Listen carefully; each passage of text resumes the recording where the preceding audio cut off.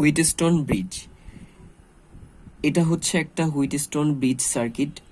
একটা Wheatstone bridge সার্কিটে 4টা বাহু থাকে, 1টা 2টা 3টা 4টা।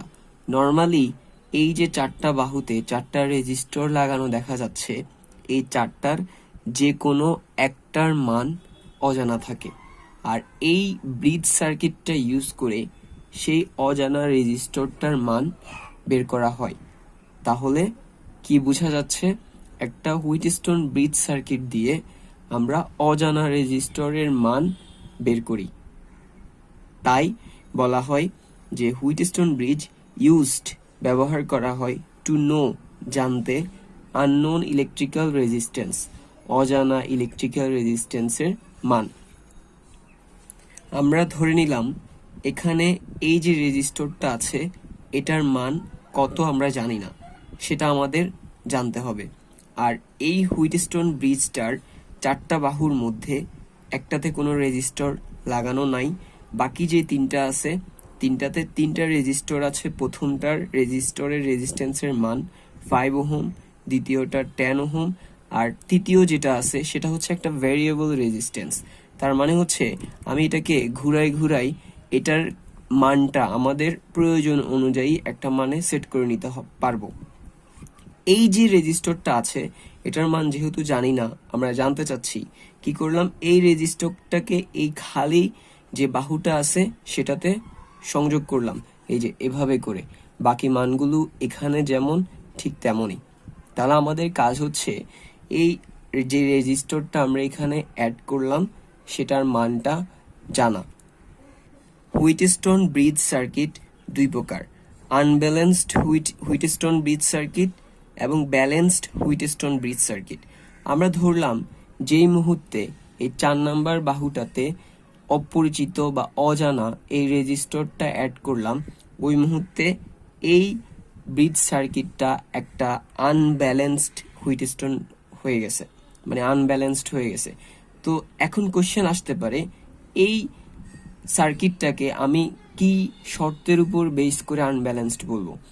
তো একটা হুইটস্টোন ব্রিজ সার্কিটকে আমরা আনব্যালেন্সড তখনই বলবো যখন হুইটস্টোন ব্রিজের এই যে পয়েন্ট বি পয়েন্ট এবং সি পয়েন্ট, এই দুইটা পয়েন্টের আড়াআড়িতে যে ভোল্ট মিটারটা কানেক্ট আছে সেটার ভোল্টেজের পরিমাণ যদি কোনো একটা ভ্যালিউ হয়, যে কোনো হতে পারে 5, 10, যে কোনো মানের যদি একটা ভ্যালিউ পাওয়া যায় ভোল্ট মিটারে, এবং পাশাপাশি এই দুই পয়েন্টের ভোল্টেজের ডিফারেন্সের কারণে যদি এই ভোল্ট মিটারটা দিয়ে একটা কারেন্ট, যেটাকে আমরা আইজি বললাম, কোন একটা মানের যদি কারেন্ট প্রবাহিত হয়, দ্যাট মিন্স দুইটা কন্ডিশন, একটা হচ্ছে বি এবং সি এর আড়াআড়িতে যদি একটা ভোল্টেজ ডিফারেন্সের মান পাওয়া যায়, ভ্যালিউ ভিজি ইকুয়াল ভ্যালিউ, মানে যে কোনো একটা মান, এবং এই ভোল্টেজ ডিফারেন্সের কারণে যদি এই ভোল্ট মিটারটা দিয়ে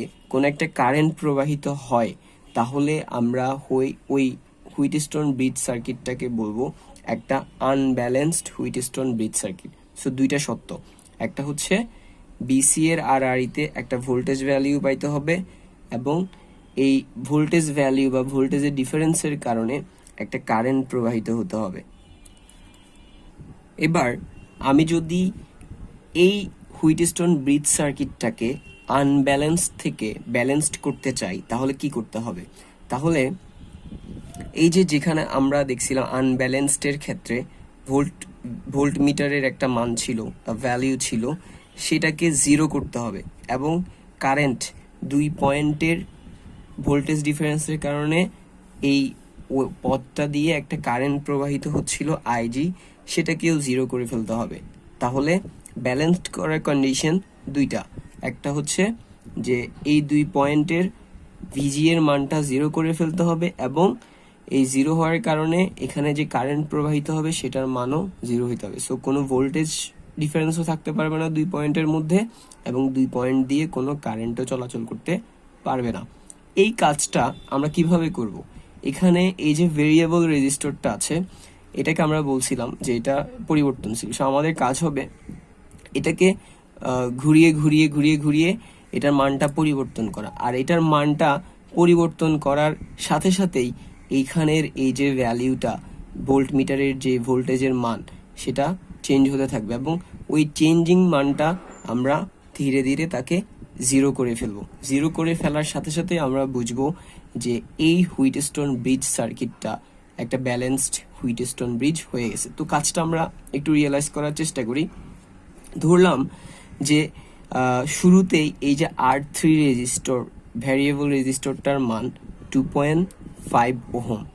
তো যখন 2.5 ওহম, তখন এই যে ভিজি ভ্যালিউটা ভোল্ট মিটারের সেটার মান 2 ভোল্ট। আমি কি করলাম, এই যে ভ্যারিয়েবল রেজিস্টরটা আছে সেটার মানটাকে ঘুরিয়ে চেঞ্জ করে 2.5 থেকে করে দিলাম 5 ওহম। তখন এই যে ভোল্ট মিটারটা আছে সেটার অবশ্যই ভোল্টেজের ভ্যালিউটা চেঞ্জ হয়ে যাবে, সেটা 2 ভোল্ট থেকে চেঞ্জ হয়ে 1.67 হয়ে গেল। তার পরবর্তীতে আমরা কি করলাম, এই ভ্যারিয়েবল রেজিস্টরটার মান আবার চেঞ্জ করে 5 ওহম থেকে 7.5 ওহম করে দিলাম, মানে আরো বাড়িয়ে ফেললাম। ঠিক এটার মান চেঞ্জ করার কারণে ভোল্ট মিটারের ভোল্টেজের রিডিংটাও চেঞ্জ আসবে। সেটা কত হলো, 1.67 ভোল্ট থেকে সেটা হয়ে গেল 0.714 ভোল্ট। এবার এই হুইটস্টোন ব্রিজের রেজিস্ট্যান্সটাকে আমরা 7.5 থেকে পরিবর্তন করে 10 ওহম করলাম, এবং তার সাথে সাথে ভোল্ট মিটারের রিডিংটা আগে যেটা 0.714 ছিল সেটা কমে 0 ভোল্ট হয়ে গেল। দ্যাট মিনস বি পয়েন্ট এবং সি পয়েন্ট, এই দুইটা পয়েন্টের আড়াআড়িতে এখন যে ভোল্টেজ ডিফারেন্সের পরিমাণ সেটার মান 0। আর ভোল্টেজ ডিফারেন্স 0 হওয়ার কারণে এই যে আইজি মানের যে কারেন্টটা আমরা ধরছিলাম সেটাও 0 হয়ে যাবে। দ্যাট মিনস এখানে আমরা রেজিস্ট্যান্সটাকে ধীরে ধীরে পরিবর্তন করে ভোল্ট মিটারের রিডিংটাকে 0 করে ফেলছি, এবং এটার কারেন্ট রিডিংটাকেও আমরা 0 করে ফেলছি। সো এখন ভিজি এবং আইজি দুইটাই 0 হওয়ায় এই হুইটস্টোন ব্রিজ সার্কিটটার একটা ব্যালেন্স সার্কিটে কনভার্ট হয়ে গেছে। এবার আমরা যদি শুরুর জায়গাতে যাই, আমরা দেখছিলাম এই যে RX রেজিস্টরটা যেটার মান আমরা জানি না, সেটার মান বের করার জন্য এখানে এই ব্রিজ সার্কিটে সেটাকে আমরা অ্যাড করছিলাম। এই যে এই জায়গায় ওপেন জায়গাটাতে সেটা অ্যাড করছি, যেটা দেখতে এমন। তাহলে আমাদের মেইন টার্গেট হচ্ছে এটার মান বের করা, আর অবশ্যই এটা মাথায় রাখতে হবে যে অজানা রেজিস্টরের রেজিস্ট্যান্সের মান বের করার জন্য সার্কিটকে অবশ্যই ব্যালেন্সড অবস্থায় হতে হবে। সেটা যদি আনব্যালেন্সড থাকে আমাদেরকে সেটা ব্যালেন্সড করে নিতে হবে। আর আমরা একটু আগেই দেখলাম যে একটা আনব্যালেন্সড সার্কিটকে কিভাবে ব্যালেন্সড করা যায়। এখন প্রশ্ন হচ্ছে, ওকে ফাইন, এটা ব্যালেন্সড হয়ে গেল, তাহলে আমি এই RX রেজিস্ট্যান্সের মানটা কিভাবে বের করব? তার জন্য আমাদেরকে এই ফর্মুলাটা মেনটেন করতে হবে। এখানে R1 by R2 equal RX by R3। R1 by R2 that means এই পাশের এটা হচ্ছে লেফট হ্যান্ড সাইড, এটা হচ্ছে বাম পাশ, আর এটা হচ্ছে রাইট হ্যান্ড সাইড।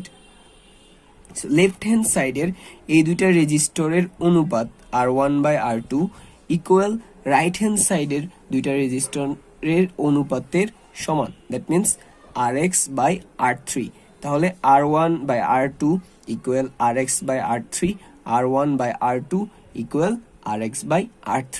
এই ফর্মুলাতে যদি আমরা এখন ভ্যালিউগুলো বসাই, আমি কিন্তু RX এর ভ্যালিউ জানি না, বাকি তিনটা জানি।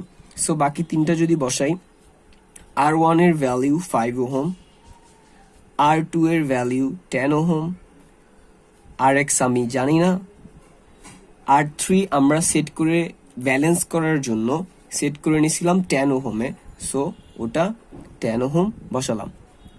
এবার আমি যদি এখানে ক্যালকুলেট করি, তাহলে 10টাকে এপাশে নিয়ে আসলে 5 ইন্টু 10 ডিভাইডেড বাই 10 ইকুয়াল ওখানে RX। তাহলে এখানে 10 আর 10 কাটাকাটি গেলে আর থাকবে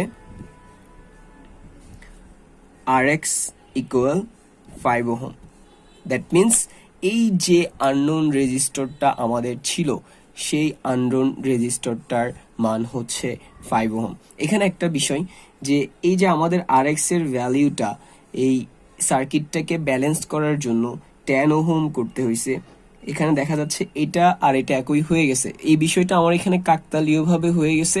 এটা যে সবসময় R2 আর R3 এর মান সবসময় যে সেম হবে এরকমটা না, আমার এই জায়গায় এটা কাকতালীয়ভাবে হয়ে গেছে। সো এটাই ছিল আমাদের হুইটস্টোন ব্রিজ সার্কিট। আর এখানে আমাদের এই প্রবলেমের ক্ষেত্রে RX এর মান যেটা পেলাম সেটা 5 ওহম আসছে। তাহলে আননোন রেজিস্টরের মান আমরা হুইটস্টোন ব্রিজ এর মাধ্যমে বের করলাম, বাট তার জন্য কন্ডিশন ছিল যে তাকে অবশ্যই আগে ব্যালেন্স করে নিতে হবে। ব্যালেন্স হওয়ার শর্ত দুইটা, একটা হচ্ছে VG ইকুয়াল 0 হতে হবে, IG ইকুয়াল 0 হতে হবে। পাশাপাশি এই ফর্মুলাটা আমরা ইউজ করে আমরা RX এর মান বের করতে পারবো। That's all for today.